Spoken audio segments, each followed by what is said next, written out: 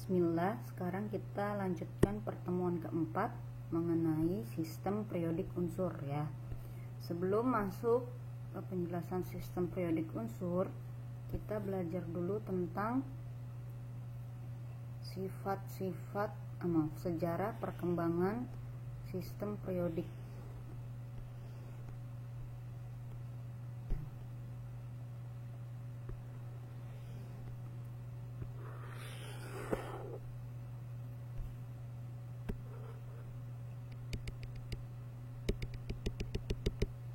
Sejarah perkembangan sistem periodik unsur yang pertama itu dikemukakan sistem triad. Nama penemunya adalah Dobreiner ya.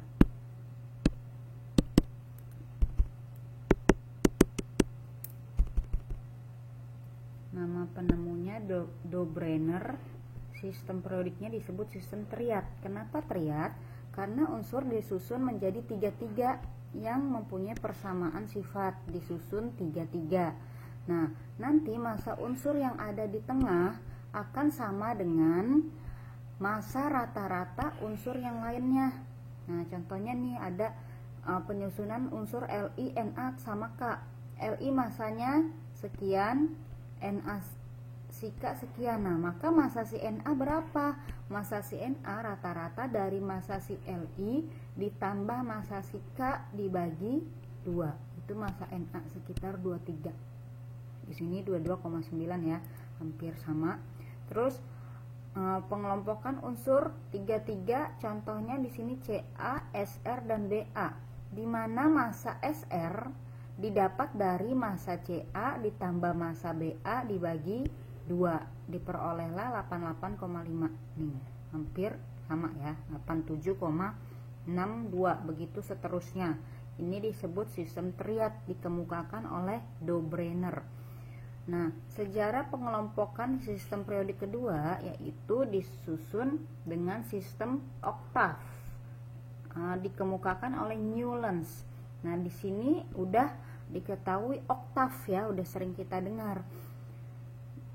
Pengelompokan ini disusun berdasarkan kenaikan massa atom. Jadi makin ke kanan massa atomnya makin besar. Nah, nanti sifat fisik unsur kimia atau sifat fisik atau sifat kimianya ini disusun berulang pada setiap unsur ke-8, maka disebut oktav ya. Ini kan unsur, jadi kayak tangga nada. Ini unsur 1 do, 2 re, 3 mi, 4 fa, 5 sol, 6 la, 7 si. Nah, nanti unsur ke-8 di mana? Di sini, di bawahnya. Jadi unsur ke-1 mirip dengan unsur ke-8, unsur ke-2 mirip dengan unsur ke-9 dan seterusnya. Jadi diulang setiap unsur ke-8 ya. Nah, kelemahan di sini hanya cocok untuk atom dengan nomor atom kecil ya. Terus terlalu dipaksakan sehingga ada unsur yang berhimpitan pada tempat yang sama. Nih contohnya Ce sama La, tempat yang sama berhimpitan. Di sama No, Ro sama Ru dan seterusnya. Terus sejarah perkembangan sistem periodik yang ketiga yaitu sistem periodik pendek, dikemukakan oleh Mendeleev ya. Nah, Mendeleev menyusun unsur-unsur menurut kenaikan massa atom, masih massa atom ya. Jadi dari kiri ke kanan massanya makin besar.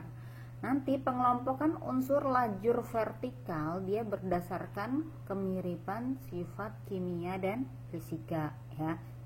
Nah, kelebihan pengelompokan Mendeleev di sini dia mengoreksi beberapa harga massa atom ya.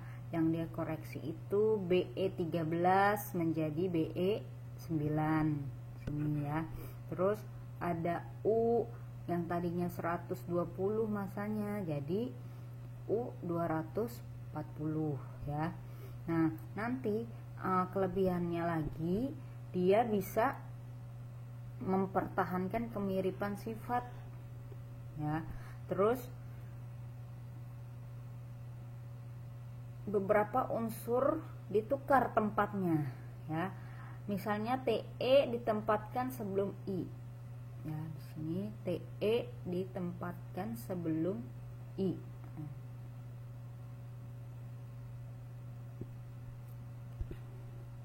Terus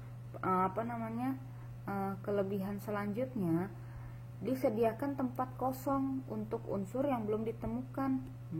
Yang tadi nih si Te disusun sebelum I ya. Terus dia disediakan tempat-tempat kosong nih untuk unsur yang belum ditemukan. Jadi dia bisa memprediksi bahwa suatu saat akan ditemukan unsur baru yang sifatnya mirip dengan lajur-lajur vertikal yang masih kosong ini. Tuh, dia bisa memprediksi.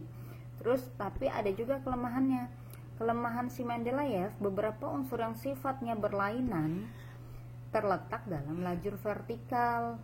Nah, misalnya di sini si Cl sama Mn sifatnya beda. Si Mn ini logam, si Cl non logam, ditempatkan dalam lajur vertikal yang sama ya.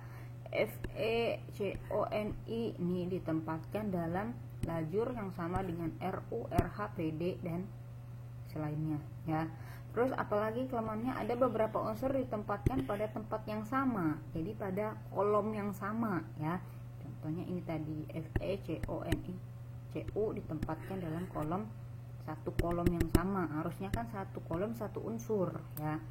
Nah, diperbarui oleh sistem periodik modern yang sekarang masih kita pakai ya.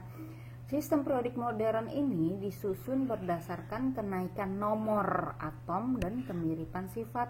Kalau tadi kan masih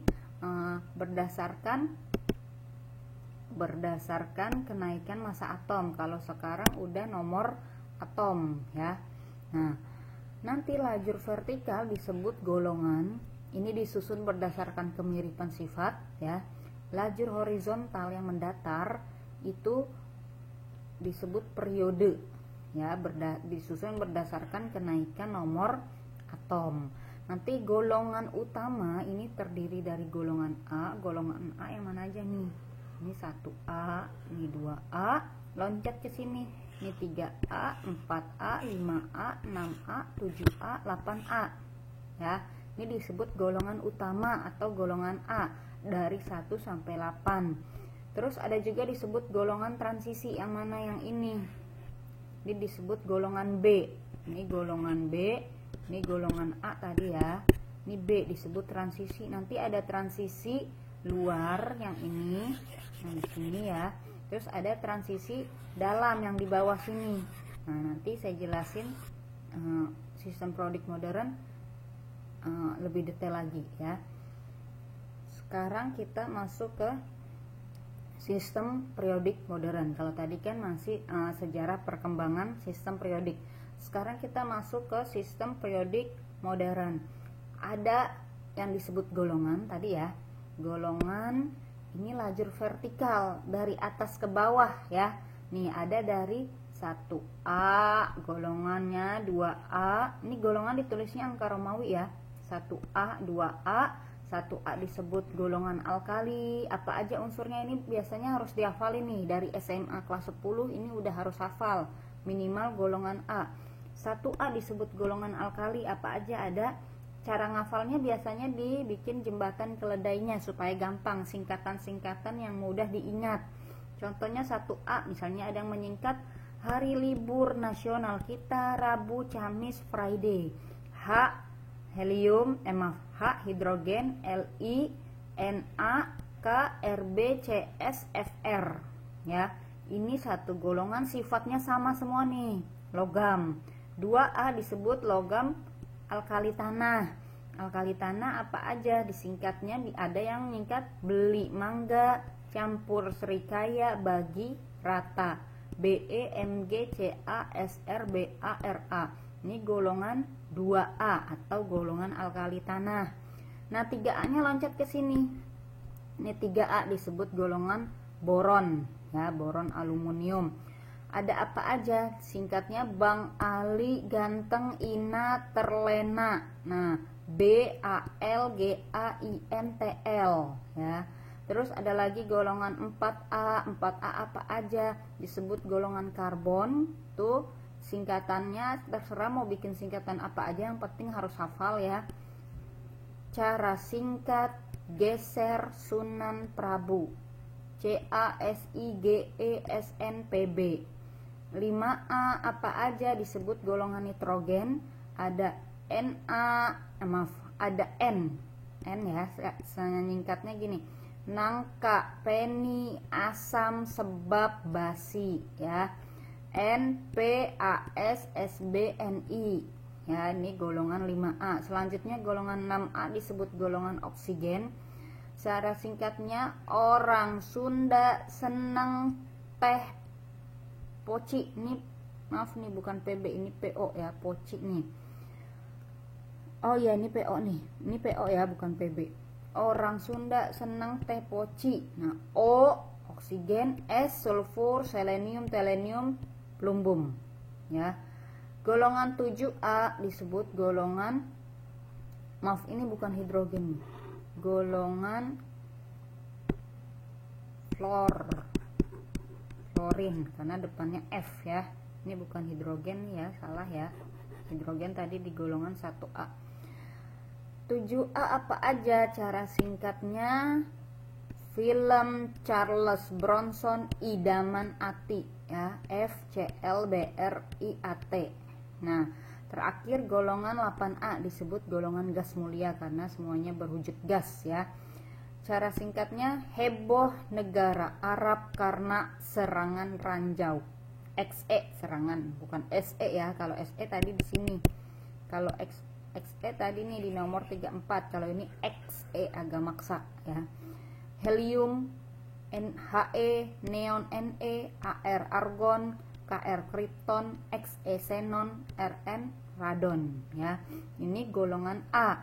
Golongan A nanti ada yang disebut golongan logam. Logam itu golongan 1A nih, 1A logam, 2A logam, 3A masih logam kecuali si B ya, ini bukan logam. 1A yang bukan logam, hidrogen ya. Nanti ada yang disebut golongan non logam. Non logam itu 4A sampai 7A. Ini non logam, sedangkan 8A ini golongan gas ya. Itu golongan A disebut juga golongan utama ya, dari 1A sampai 8A. Sekarang golongan B disebut juga golongan transisi. Nanti ada transisi luar, ada transisi dalam. Nih golongan B terletak di tengah-tengah antara 2A dan 3A. Dia nggak urut, dia mulainya dari 3B. Ini golongan B ya, 4B, 5B, 6B, 7B. Nah 8B-nya ada 3 lajur nih. Lajur yang ini, dan ini. Nah 1B-nya di sini, 2B-nya di sini. Nah, kalau kita lihat di sini kosong ya. Kan tadi dia disusun berdasarkan kenaikan nomor atom. Nih, nomornya 55, 56, harusnya ini 57. Dari 57 kok langsung ke 72. Nah, ini ditulis di bawah sini. Ya. Nah, ini yang disebut transisi dalam. Transisi dalam yang baris pertama disebut lantanida, baris di bawahnya disebut aktinida. Jadi 56 nih nomornya, 57-nya di sini. Nah, terus 58 sampai 71. Terus yang di sini di bawahnya nih RA88, 89-nya di mana di sini? 89, 90 sampai 103. Nah, 104-nya di sini lagi. Nah, ini disebut transisi dalam. Kalau ini yang di sini ini disebut transisi luar. Nah, yang di bawah sini disebut golongan B atau golongan transisi dalam. Ya. Nah, itu golongan. Sekarang periode. Kalau golongan tuh lajur vertikal ya, atas bawah atas bawah. Kalau periode kiri kanan ya. Nih, lajur horizontal supaya nggak ketukar. Ingat aja periode itu kayak saf sholat. Saf pertama itu periode 1 ya. Cuma ada 2 unsur, disebut periode sangat pendek. Kenapa? Karena cuma 2 unsur, H dan HE. Nih, H dan HE doang nih, periode 1 saf ke 1. Disebut sangat pendek karena cuma ada 2 unsur. Nah, Nanti ada yang disebut periode pendek, yaitu periode kedua. Periode kedua dan periode ketiga. Periode kedua. Periode kedua dan periode ketiga ini disebut periode pendek.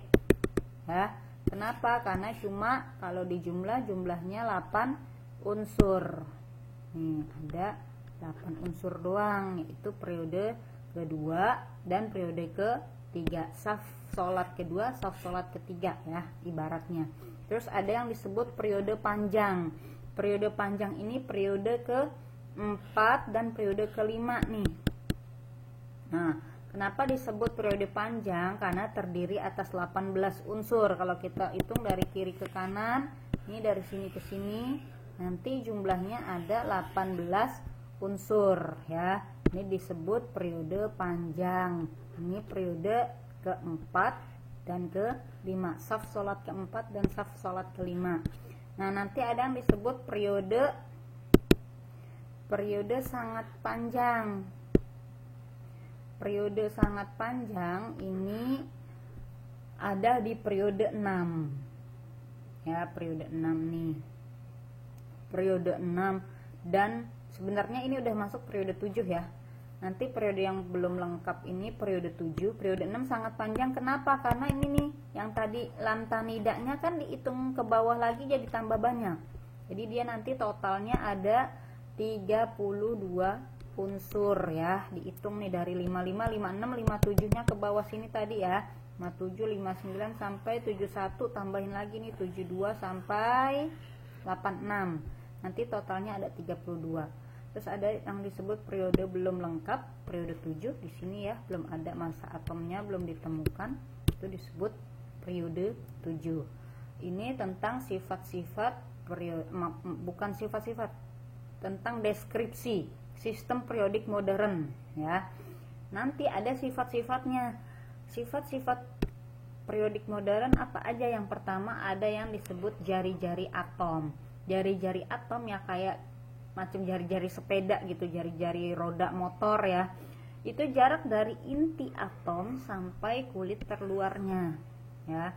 Ada nanti yang disebut energi ionisasi atau disingkat EI, yaitu energi yang diperlukan untuk melepas elektron terluar suatu atom netral dalam wujud gas. Jadi energi yang diperlukan untuk melepas elektron ya. Kemarin berdasarkan teori atom Bohr yang dia ada kulit-kulit lintasan-lintasan, elektron ini bisa berpindah lintasan saat dia melepas atau menyerap energi. Nah, energi yang dilepas itu disebut energi ionisasi. Terus ada yang disebut afinitas elektron.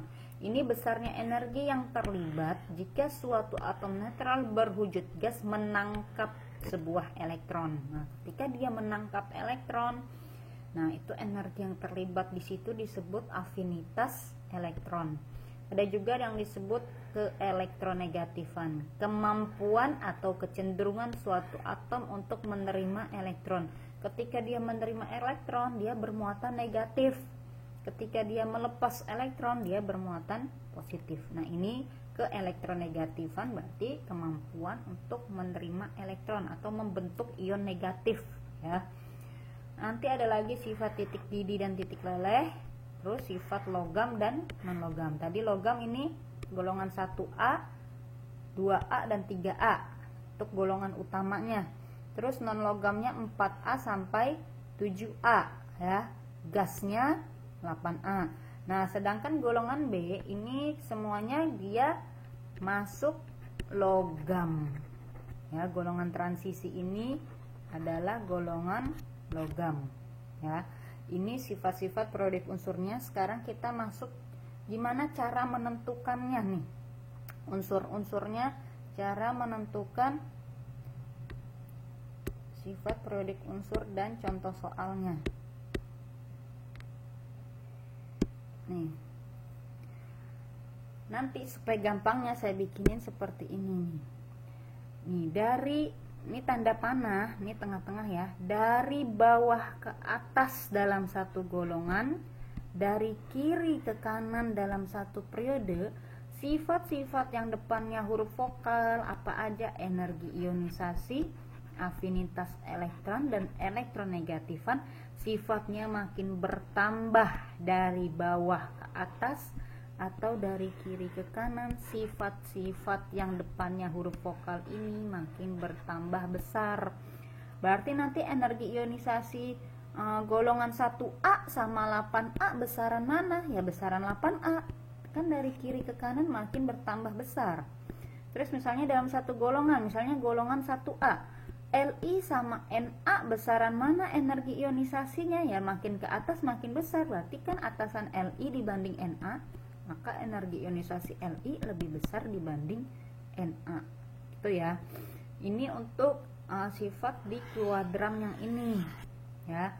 Nah, untuk sifat di kuadran ini kebalikannya, dari kanan ke kiri dalam satu periode atau dari atas ke bawah dalam satu golongan, dia sifat-sifat yang depannya huruf konsonan makin bertambah besar.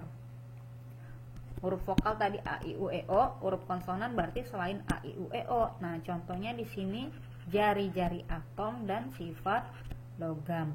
Dari kanan ke kiri jari-jari atom bertambah besar. Berarti besaran mana? Jari-jari golongan 1A sama 3A. Ya makin ke kiri makin besar, berarti besaran jari-jari golongan 1A karena dia paling kiri. Terus sifat logam makin besar. Kan tadi 1A sampai 3A logam. Nah, lebih mana yang bersifat logam, 1A atau 3A? 1A. Kenapa? Karena dia makin ke kiri, sifat logam makin bertambah. Terus misalnya dari atas ke bawah, golongan misalnya 8A yang heboh negara Arab karena serangan ranjau, HE sama KR, jari-jarinya besaran mana? Makin ke bawah makin besar jari-jarinya. HE di atas, KR di bawah, berarti besaran jari-jari si KR, ya. Nah, tapi nanti untuk sifat titik didih dan titik leleh nggak bisa dimasukin ke kuadran ini karena sifatnya berbeda antar golongan logam dengan non logam. Nanti titik didih dan titik leleh untuk unsur golongan logam dari atas ke bawah dia makin kecil titik didih atau titik lelehnya untuk golongan logam, ya. Logam tadi kalau golongan A 1A sampai 3A, ya. Kenapa makin kecil? Karena jarak inti atom makin jauh, ya. Jari-jarinya makin besar berarti jarak inti atom makin jauh. Untuk unsur golongan non logam dari atas ke bawah titik didih dan titik lelehnya makin besar. Tadi non logam golongan 4A sampai 7A, ya. Kenapa makin besar? Ya karena massa atomnya makin besar. Makin besar massa atom relatif atau AR, maka titik didih atau titik leleh non logam makin besar, ya. Kita masuk ke contoh soal. Di antara unsur-unsur berikut ini ada Li, Mg,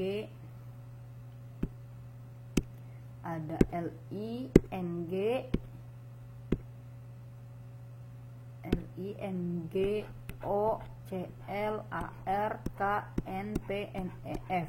Litium, magnesium, oksigen, klorin, argon, kalium, nitrogen, fosfor, neon, fluorin, ya. Pertanyaannya, tentukan unsur-unsur yang memiliki jari-jari atom terbesar. Kita susun dulu ini unsur-unsur. Li dia golongan 1A, ya. 1A periode kedua. Periode ke-1 kan tadi H, ya. Periode kedua itu ada Li. Mg di mana? Mg di golongan 2A. 2A beli mangga.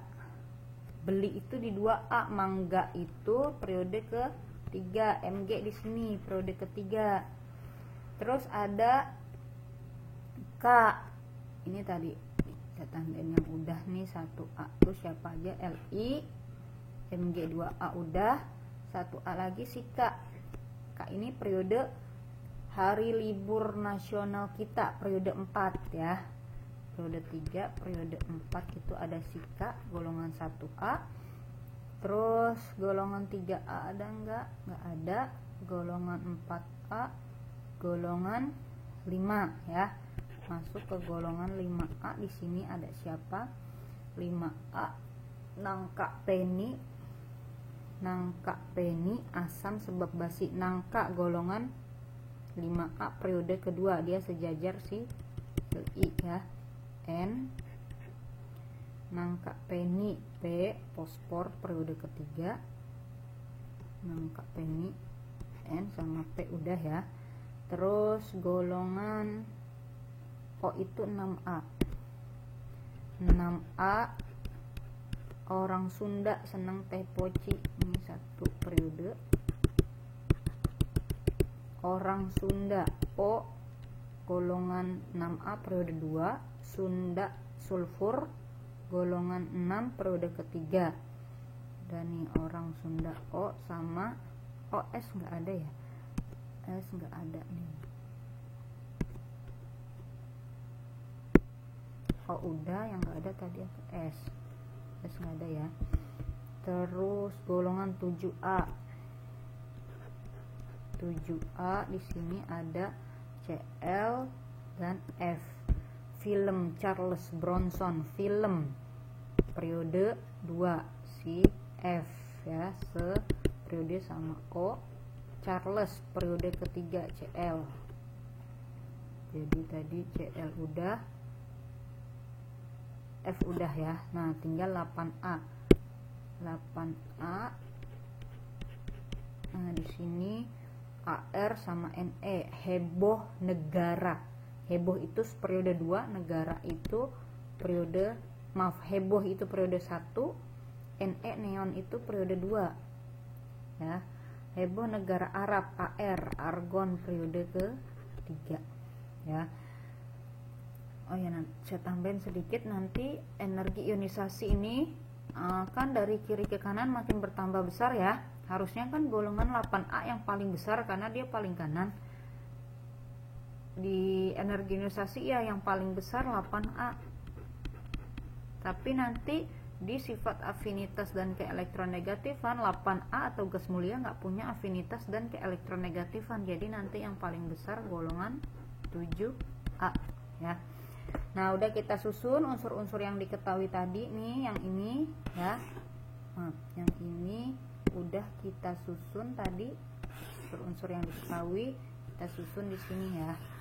Nah sekarang kita tentukan nih. Yang pertama, unsur yang memiliki jari-jari atom terbesar. Jari-jari tadi, jari-jari makin ke kiri makin ke bawah dia makin besar. Makin ke kiri di sini Li, makin ke bawah si K. Berarti yang paling besar adalah si K ya. Jari-jari terbesar ini adalah K. Terus energi ionisasi terbesar, energi ionisasi huruf vokal, makin ke atas makin ke kanan, paling atas paling kanan, yaitu si Ne ya. Jadi energi ionisasi terbesar di sini si Ne. Terus unsur yang memiliki keelektronegatifan terbesar, elektronegatifan makin atas makin kanan, tapi bukan 8A. Yang paling besar yang 8A cuma energi ionisasi ya. Sedangkan afinitas dan elektronegatifan yang paling besar golongan 7A. Berarti elektronegatifan yang paling besar adalah paling atas paling kanan yang 7A, tapi paling atas paling kanan yaitu si F ya. Si F di sini 7A yang paling besar. Terus sifat logam yang paling logam berarti kita cari yang paling kiri paling bawah. Nih, sifat logam yang paling besar paling kiri paling bawah yaitu si K masih. Terus terakhir sifat non logam yang paling besar ya, lawanan logam. Kalau logam paling kiri paling bawah, berarti non logam paling kanan paling atas, kecuali 8A ya. 8A kan tadi gas.